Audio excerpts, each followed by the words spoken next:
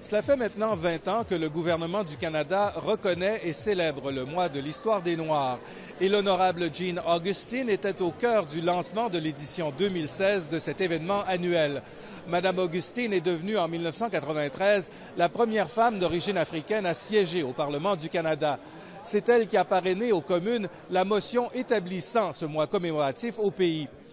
Grâce à son initiative, les noms de nombreux citoyens valeureux qui étaient restés dans l'ombre ou qui étaient tombés dans l'oubli ont pu refaire surface.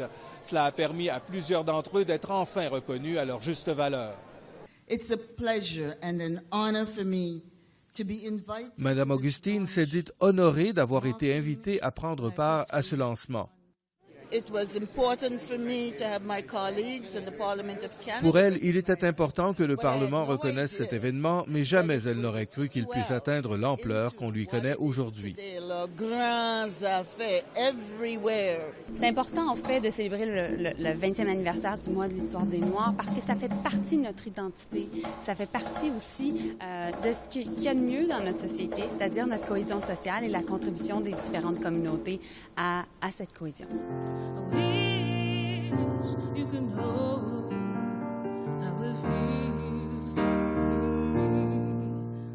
C'est aux États-Unis que le mois de l'histoire des Noirs trouve ses origines.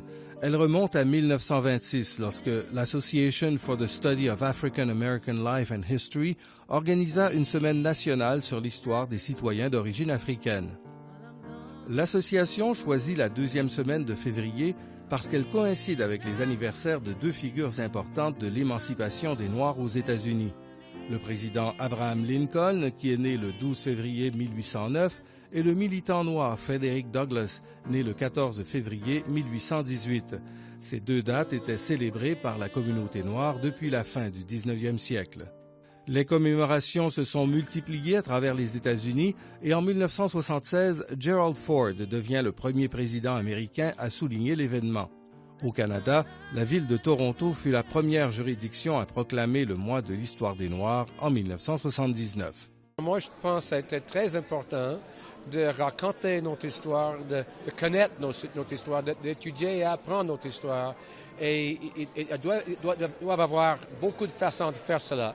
Parce que l'histoire des Canadiens d'origine africaine, c'est merveilleux. Il y a malheureusement des aspects où ils étaient traités très mal, mais il faut réfléchir de ça. Il faut connaître cette histoire pour considérer comment on doit agir dans le futur.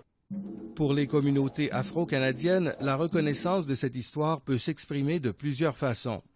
Je pense que la danse est un art privilégié pour le faire parce qu'avec la danse, on se tient debout, on s'affirme, on sait qui on est et donc c'est vraiment important de continuer à persévérer. Le mois de l'histoire des Noirs, c'est la prise de contact pour tous les Canadiens avec des racines qu'ils partagent.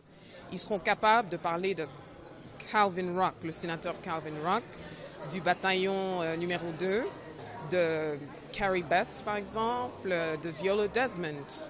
Et de gens comme ça, ils auront leur équivalent canadien en tête quand ils pensent aux bâtisseurs du Canada, au lieu de tout le temps regarder outre frontières et regarder l'histoire afro-américaine comme s'il n'y avait pas d'histoire des Noirs ici au Canada.